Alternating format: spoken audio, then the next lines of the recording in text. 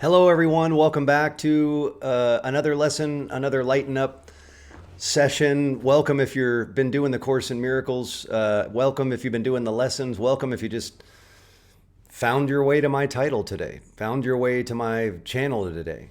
The intention here is we're talking about that your joy and your light is essential to the world, that your light, that your contribution, that your part in, let's call it, the plan for liberation in the world, which you didn't even know. Maybe you showed up today, you were like, what do you mean? I have a part to play in the awakening, the enlightenment, the freedom of the world. Yeah, whether you like it or not, you do. Whether you like it or not, you do. Because everyone has a part to play in the freedom of the world. It's not left to one special being like a Jesus or a Gandhi or a Thich Nhat Hanh or a Tony Robbins or a Marianne Williamson or a Mother Teresa. Everyone is the same. We all have our part to play, and your joy and your light matters. And even if you don't feel like you have a light, it's nonsense. You do. Everyone is a light. You are a light. So if you haven't been doing the Course in Miracles lessons with me, that's okay. You don't have to. You don't even need to know what the Course in Miracles book is. If you want to Google it, that's cool. But my intention with these lessons, going through the Course in Miracles, the other fun videos that I'm releasing, which by the way, I'm about to release a video. I'm a little nervous, but I wanted to do it. It's basically like how we got Jesus wrong. How we got him wrong. I hate to use the word wrong, but it's going to be a little contradictory, but it's more to kind of recontextualize how I feel like we've kind of misinterpreted some things.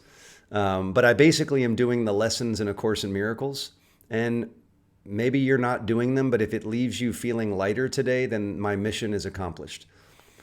To help you feel the true part of your soul that knows everything's okay. To really live and feel lighter, not as just a temporary fix, but a permanent state of lightness. So we're on lesson 100 in A Course in Miracles today, which lesson 100, just so you know, is really kind of pointing to this idea of that your light, your joy is not like an optional thing, that your light is necessary and the world needs it. We need your light. We need you to accept your magnificence, that you are a child of the infinite creator that most people call God, that you are a child of that creative force, that you always have been, that you never lost it, and that we need your expression. We need everyone to come out of hiding and accept who they are, and then let that light shine through you in the perfect way that only your light can. Some people are going to need to do a little bit of work. Maybe you've never done trauma therapy. Maybe you've never done journaling. Maybe you've never done A Course in Miracles lessons. But it'll require a little effort to really remember, but not as much as you think.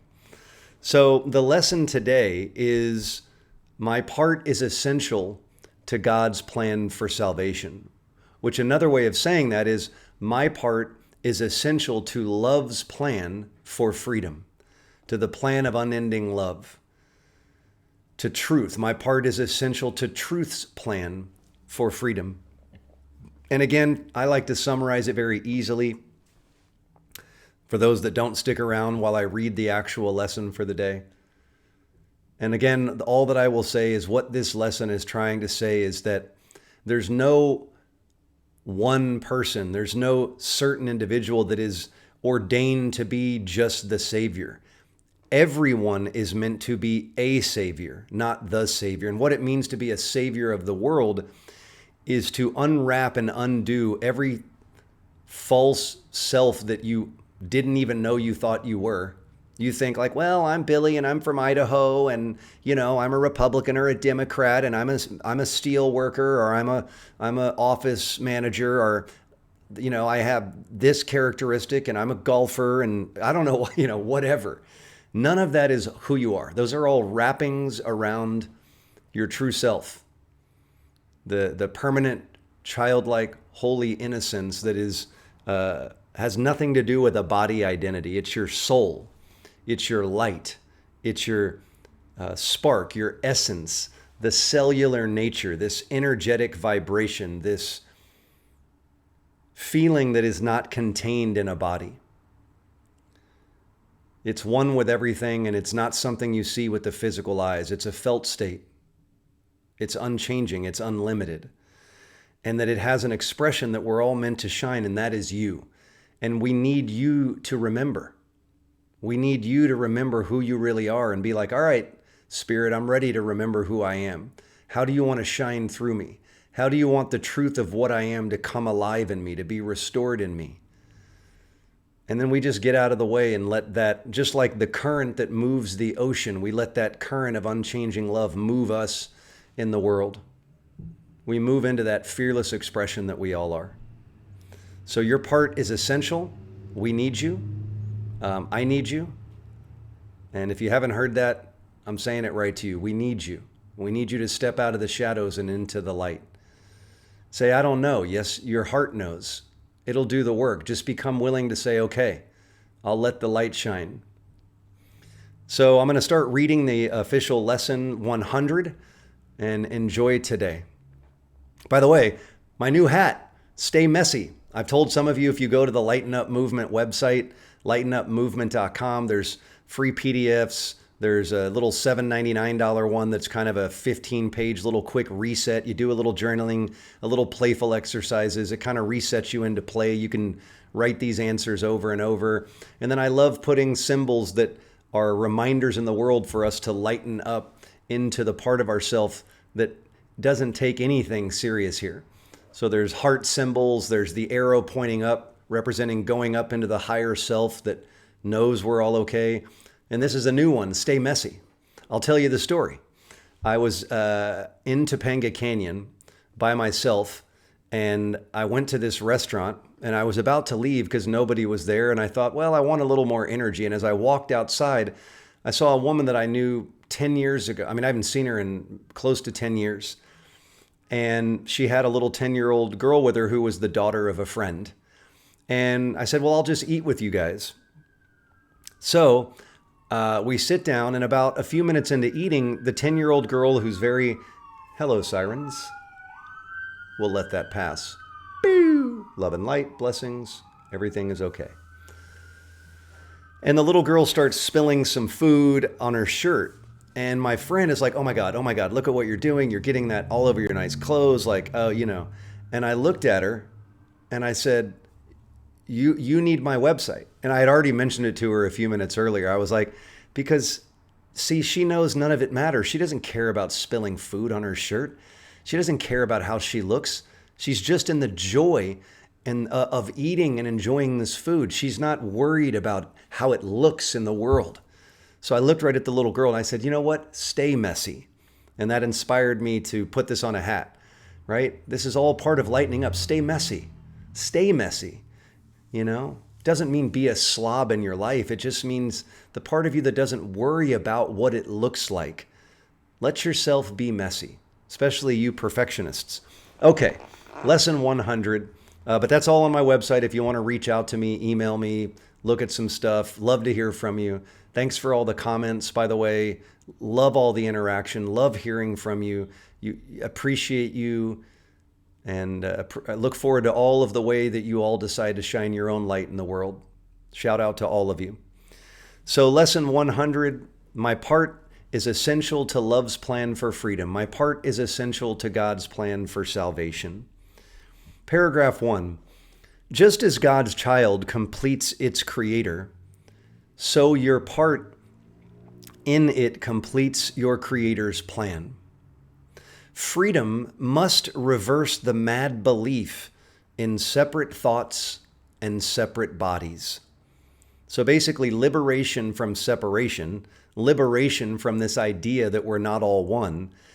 The state of being liberated must reverse the crazy idea that we all have our own separate thought systems and that we're all separate bodies, which lead separate lives and go their separate ways. One function shared by separate minds unites them in one purpose, for each one of them is equally essential to them all. Equally essential to them all. No one is special here. Paragraph 2, God's will for you is perfect happiness. What is God's will for me? Perfect happiness. So how do I know if I'm living in God's will? Am I perfectly happy all the time? Then I must not be living in God's will. Doesn't mean I'm bad. Doesn't mean I'm wrong. Just means I'm not living in God's will. God's will is for me to accept the Christ I am, the truth of my unlimited nature, my true being. Why should you choose to go against God's will? The part that it has saved for you to take in working out its plan is given you that you might be restored to what it wills. Meaning you don't have to go out and fight for it, hustle for it. It's given you. When we get out of the way and ask, what is your will? How would you fulfill the will in me? We get out of the way and it's given you that you might be restored to what it wills. Again, instead of the word he in the book, I use the word it. If you want to message me on why I do that, I think most of you understand. So this part that we all play, this part that you play, back to the reading, this part is as essential to God's plan as to your happiness. Your joy must be complete to let its plan as to your this part is as essential to its plan as to your happiness. Your joy must be complete to let its plan be understood by those to whom God sends you. Your joy must be complete to let its plan be understood by those whom he sends to you. I love this sentence. What does that mean? I know all too well what it's like to put the cart before the horse spiritually, to imperfectly let the ego mind get a hold of my spiritual prowess and my whatever identity I've attached to all the spiritual effort I've done, and where the ego tricks me to step onto a box of specialness. But if I haven't fully accepted what I am, if I'm still out there trudging and trying and achieving to perfect some me that I think I need to be, am I really in the perfect peace and joy of knowing I am the Christ? I don't need to do anything. All is given me. All is already taken care of. Everything I'm doing now is just to be a lamp wherever I'm at. I have ideas, I have visions. Are they of the ego? Are they of my soul? Help me decipher, Spirit. I don't know. I turn everything over every day. Take my visions, take my ideas. Just keep being the light I am. Restore me to the light I am. But we have to fulfill that so that our joy and the plan that carries out through us in the world, as a social worker, as a bus driver, as a motivational speaker, as a creator, it doesn't matter. We're all the light. And if that plan, if that light, if that nature is to be understood by people that get put in our path, it's really saying we need to fulfill remembering who we are first. We don't need to rush out to try to put this message in the world too quick. It's probably why I waited so long. Thank you, Spirit. The people that, so I'll go back to paragraph 2, they will see their function in your shining face and hear God calling to them in your happy laugh. That lightness and that joy, that Christ nature of fearless expression will call that out in others if you fully have accepted it in yourself. Paragraph 3, you are indeed essential to God's plan. Without your joy, its joy is incomplete. God's joy, life's joy. Without your smile, the world cannot be free. While you are sad or in grief, which are not attributes of infinite love, not that they're wrong, we do have to feel them, but they're not of God. While you are sad or depressed or in grief, the light that God itself appointed as the means to save the world is dim and lusterless, and no one laughs because all laughter can but echo yours. What's that saying? While you are stuck in depression and fear and doubt and shadows, that is what you bring into the world. And without your light, how can we inspire the light in others, which is our duty? Again, if part of you goes, that's not for me. Yes, it is. Paragraph 4, Yes.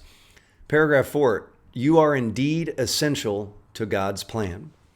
I love how they keep saying that over and over. Just as your light increases every light that shines in heaven in truth, so your joy on earth calls to all minds to let their sorrows go and take their place beside you in God's plan. This is what my website is about. This is what I feel inspired to lighten up into the truth of what you are. Our fearless shared expression is one of joy. It's one of happiness. It's one of playfulness. It's one of non-seriousness. And it's not discounting all of the hardships that everyone constantly is bereft about in the world. It's just that the Christ mind knows you keep playing in dreams of make-believe instead of stopping and going, I will forgive the part of my mind that has chosen to use outer fantasies and illusions to distract me from knowing who I am. I won't do it anymore. I will remember the light I am, and I will shine that only. So for all those in the world, in Palestine, in Iran, in Ukraine, in North Korea, South Korea, Australia, everywhere, be the light. And that starts with remembering and healing and forgiving all the ways we didn't know we were choosing to stay activated out there so we wouldn't remember who we are in here. We need your light. Every one of you that decides, okay, all right. So your joy in earth calls to all minds to let their sorrows go and take their place beside you in love's plan. Love's messengers, God's messengers, are joyous, and their joy heals sorrow and despair. They are the proof that God wills perfect happiness for all who will accept their Creator's gifts as theirs. Paragraph 5, we will not let ourselves be sad today. I love that. We will not let ourselves be sad today. For if we do, we fail to take the part that is essential to God's plan, to love's plan, as well as to our vision.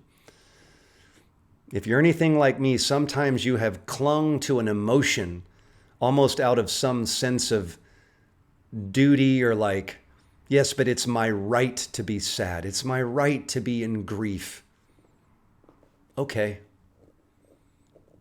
But I ask you, are you potentially holding on to that right unknowingly because the ego has tricked you into holding on to it as a way to shine sorrow and grief and self-righteous hurt at the world instead of just rising from that into the light you are? Sadness is the sign that you would play another part instead of what has been assigned to you by God, by love. Thus do you fail to show the world how great the happiness it wills for you. And so you do not recognize that it is yours. How do you know something is yours? You live it, you be it, you shine it. Someone looks at you and goes, my God, you have such a light in you.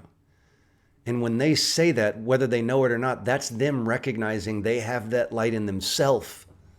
That's why anytime somebody says, oh my God, Bo, I love you have a light, you have an energy, you have a expression. And I go, you only see that because it's yours. Because you have that light. And people go, yeah, well, and I'm like, no, you are that light. Thank you, and you are that light. Paragraph 6, today we will attempt to understand joy is our function here. Today we will attempt to understand that joy, that lightness is our function. If you are sad, your part is unfulfilled, and all the world is thus deprived of joy along with you.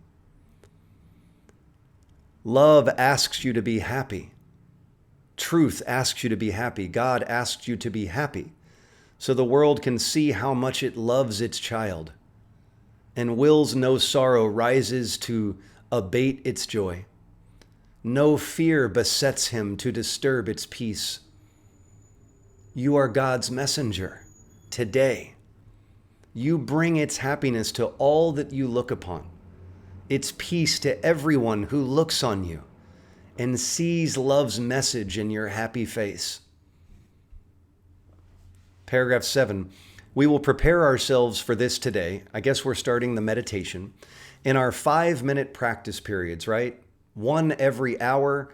Definitely do 5, if not longer, if you're comfortable, in the morning and at night. And remember, these meditations all through the day, you're attempting with vigilance to do 5 minutes an hour in silence, setting aside all the nonsense of the world to claim who you really are and to let that light then echo out everywhere you move. In our 5-minute practice periods, by feeling happiness arise in us according to our Father's will and ours, our Creator's will, our Mother's will, our Father, Mother. Begin the exercises with the thought today's idea contains. The thought today's idea contains. My part is essential, right? Then realize that your part is to be happy.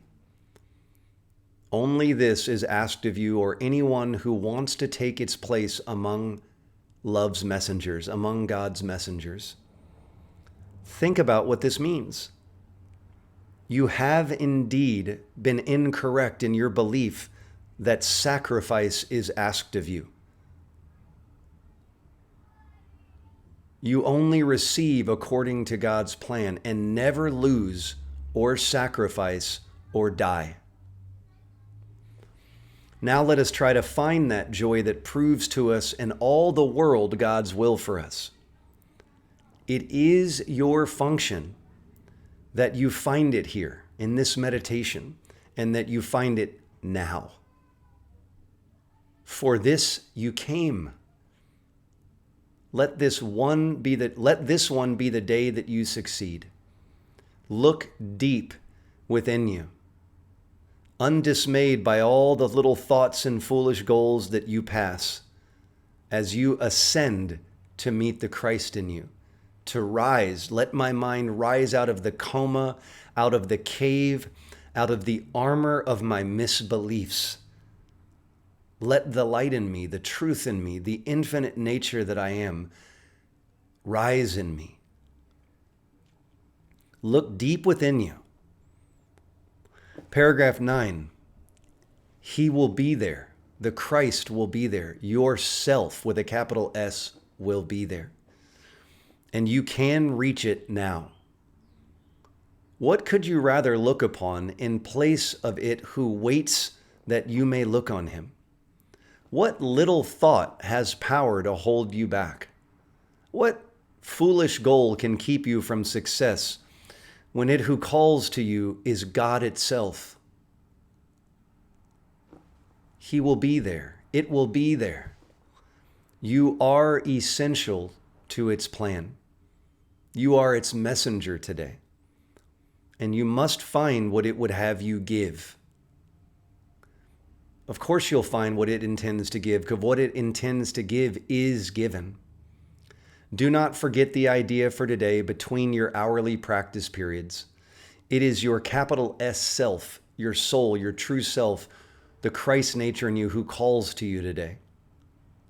And it is it you answer every time you tell yourself, you are essential to God's plan for the freedom of the world. I am essential to God's plan for the freedom from this crazy nightmare of duality and separation. That's the lesson for today.